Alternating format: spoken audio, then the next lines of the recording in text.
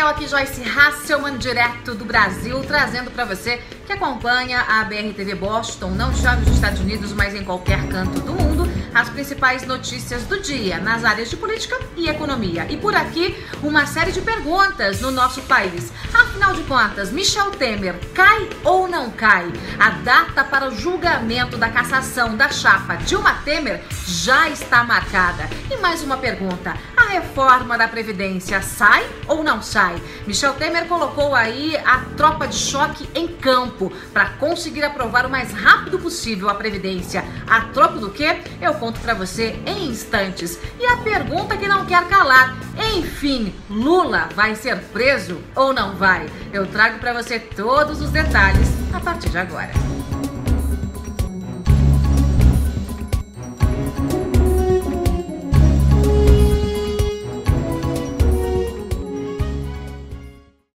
Bem, vamos lá responder as grandes perguntas que estão movimentando o mundo da política aqui no Brasil. Afinal de contas, Michel Temer, o novo presidente da República, afinal de contas, está aí, né, esquentando a cadeira de presidente há um ano. Ele vai ou não cair antes de 2018, naquele processo de cassação da chapa Dilma Temer, que foi movido lá atrás pelo PSDB. Hoje, vejam só, o principal aliado do PMDB de Michel Temer. Pois muito bem, a data para o julgamento já está marcada, 6 de junho. O Gilmar Mendes, que é o presidente do TSE, já reservou inclusive 4 sessões, porque a gente sabe que esse é um tema muito polêmico, vai inflamar aí muitos discursos, e a gente sabe também que tem gente que está defendendo a tese da cassação de todos, né, da Dilma e do Temer, né? A Dilma já foi cassada, então a ela sobraria a punição que já deveria ter sido aplicada lá atrás, quando ela foi empichada, que é justamente torná-la inelegível pelos próximos 8 anos,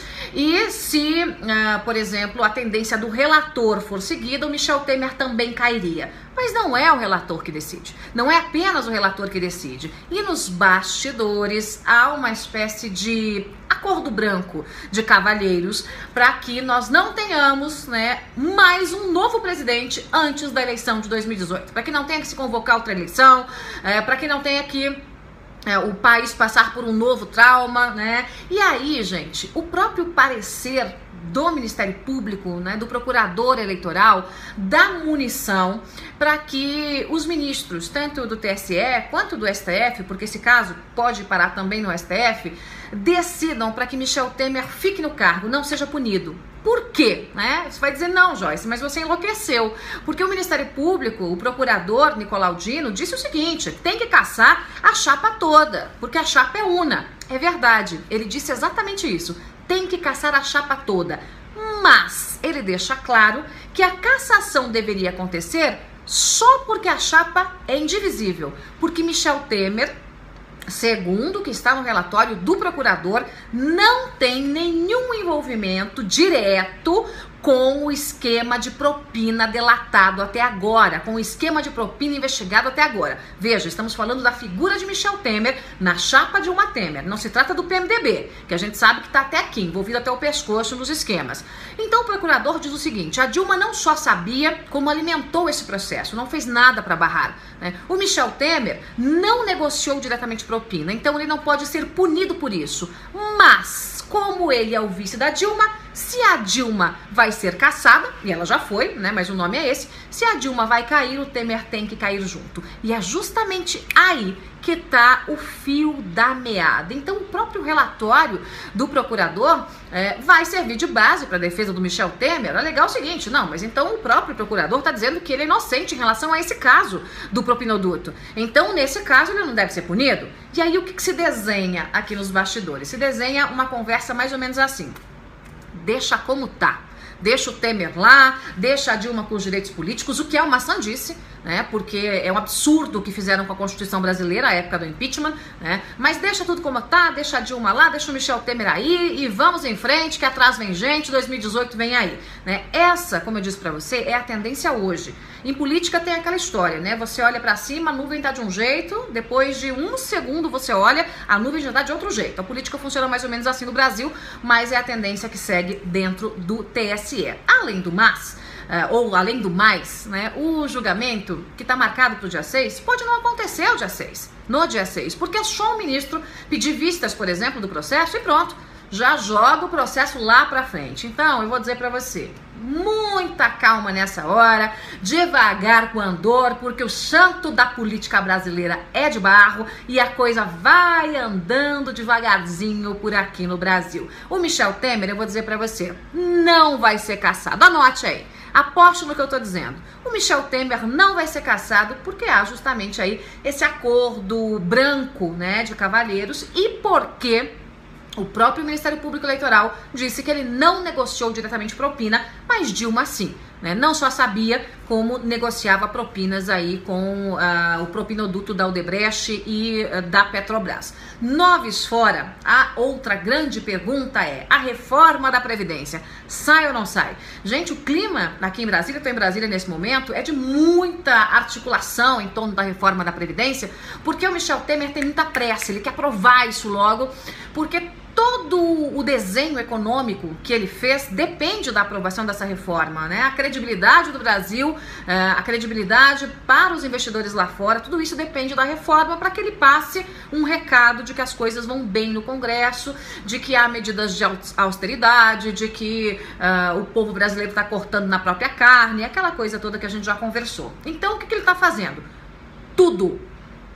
Ele está cedendo a praticamente todos que fazem pressão em relação à reforma da Previdência e tá comprando o voto mesmo, tá negociando, toma lá da cá. Não é a compra de votos, né, como a turma do PT fazia, né, libera emenda para os deputados e os deputados votam a favor do governo. Quem não votar a favor do governo não tem emenda, não é disso que eu tô falando. Mas ele fez uma jogada que é mais ou menos nessa linha, que foi a seguinte, né? Ontem ele perdoou dívidas de estados e municípios, dívidas que eles têm com a União em relação ao ISS. Então, ele disse o seguinte, Michel Temer, olha, eu vou perdoar, só no caso dos municípios são 30 bilhões. Vou perdoar esses 30 bilhões aí, deixa pra lá, né? Porque o governo foi lá e botou uma continha no papel. Então eu vou perder 30 bilhões aqui, mas com a reforma da Previdência eu vou economizar 500 bi. Então, noves fora, eu perco 30 aqui pros municípios, mais uns 50 ali pros estados e ainda vou sair no lucro, né? Quer dizer, acabou perdoando municípios caloteiros e estados caloteiros, né? Os que pagaram direitinho seus tributos, os que fizeram direitinho o dever de casa, acabam sendo penalizados em última instância, mas ele está fazendo de tudo para poder aprovar essa reforma da Previdência. E qual é a contrapartida? A contrapartida é que esses prefeitos e esses governadores pressionem os seus deputados e senadores, as suas bancadas no Congresso Nacional, para que eles votem a favor da reforma. No Brasil, minha gente, tudo é negócio, né? As coisas funcionam assim, em especial em Brasília. E a última pergunta, que é aquela que está na cabeça de todos os brasileiros e que eu vou responder para você agora é: Lula vai ou não vai ser preso? Vai, Lula vai ser preso. Gente, as contradições que estão aparecendo no depoimento, o estudo do depoimento de Lula tem que ser um estudo de caso, não só por juristas, mas também por psiquiatras, né? Porque ele se mostrou ali, fora do depoimento, aquele tigrão, né? Que briga, que urra, aquela coisa toda. E quando chegou lá, parecia um ratinho acuado na frente do Sérgio Moro.